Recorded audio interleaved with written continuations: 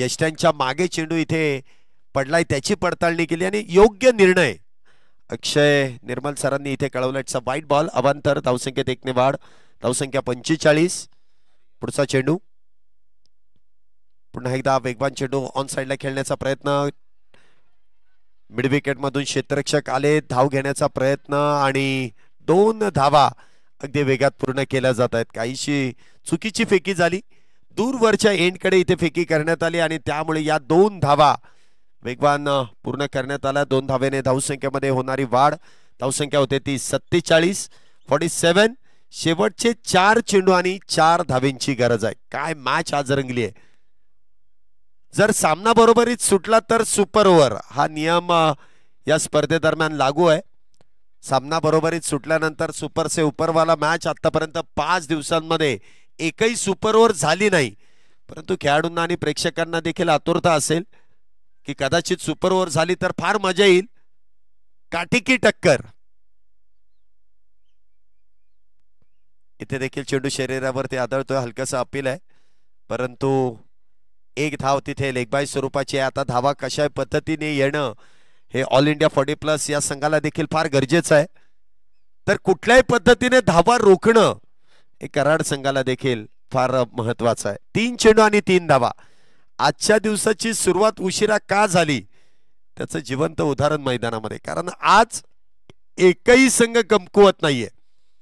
आज या स्पर्धेतील सर्वोत्कृष्ट 4 संघ जे मैदानामध्ये खेळायला आलेले आहेत.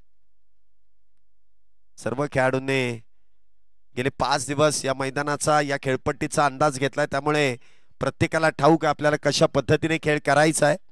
3 मध्ये 3. इथे देखील ऑन साइडला गॅप मध्ये चेंडू ढकललाय परंतु क्षेत्ररक्षक तिथे तैनात. 1 धाव पूर्ण आहे. दुसरीचा प्रयत्न. ही धाव महत्वाची आहे आणि इथे विकेट आहे की नाही याची पडताळणी आपण टेक्नॉलॉजीचा वापर करतोय.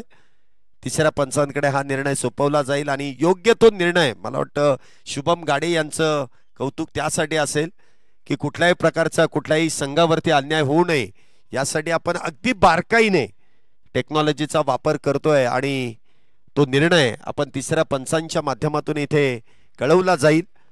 बॅटर तिथे काहीशे चिंताग्रस्त आहेत. त्यांना ठाऊक आहे की आपण यशस्वीरित्या ती धाव पूर्ण केली की नाही. ती बॉडी लँग्वेज सांगते परंतु टेक्नॉलॉजी काय सांगेल ते महत्वाचं आहे. योग्य पद्धतीने चेंडू कलेक्ट केलाय की नाही, यष्ट्यांचा वेध घेतलाय की नाही याची पडताळणी केली जाईल.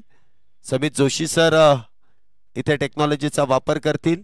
Director to TV umpire.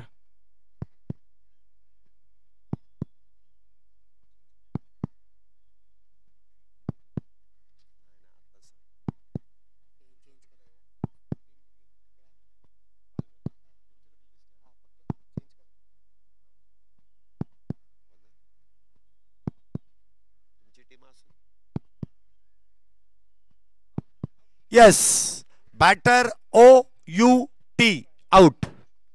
कहानी में फिर से एक बार ट्विस्ट. 2 चेंडू आणि 2 धावेंची गरज. 2 चेंडू 2 धावा. यस, 2 चेंडू आणि 2 धावेंची गरज. हा चेंडू फार महत्वाचा आहे. सामना जर बरोबरीत सुटला तर सुपर ओव्हर. नवीन बॅटर इथे मैदानामध्ये येत आहेत. सचिन भोईर. 2 चेंडू आणि 2 धावेंची गरज. म्हणजे सुरुवातीला बॅटिंगला येणं एवढंसं अवघड वाटत नाही परंतु अशा परिस्थितीमध्ये बॅटिंग करणं हे फार अवघड असतं. गोलंदाजाला हरण्यासाठी काही नसतं.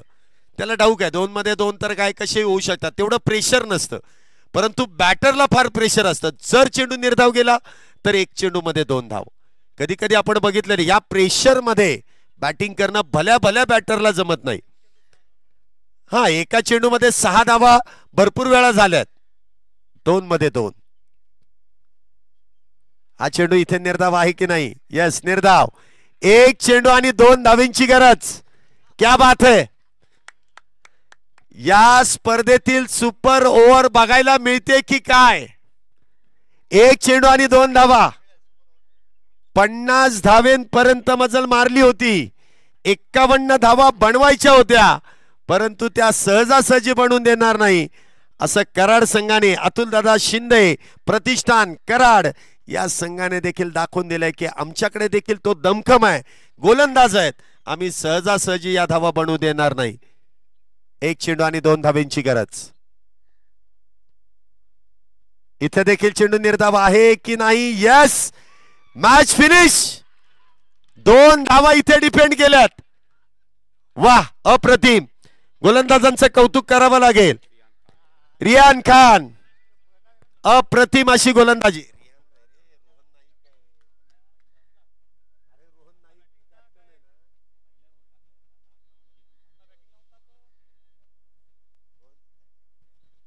राजू शिंदे इथे आपण पाहतोय संघाचे संघ मालक आहेत आणि ते फार खुश झालेत. संघाची जी निवड योग्य केली त्याबद्दल ते खुश आहेत. आणि काय मॅच जिंकली, अप्रतिम.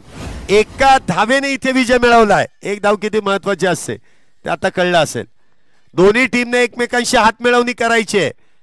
एका लाईनीत, एका ओळीत, मैदानाच्या आत, मैदानाच्या बाहेर, हे नियम सांगायची गरज नाही. विजय इथे प्राप्त केलाय.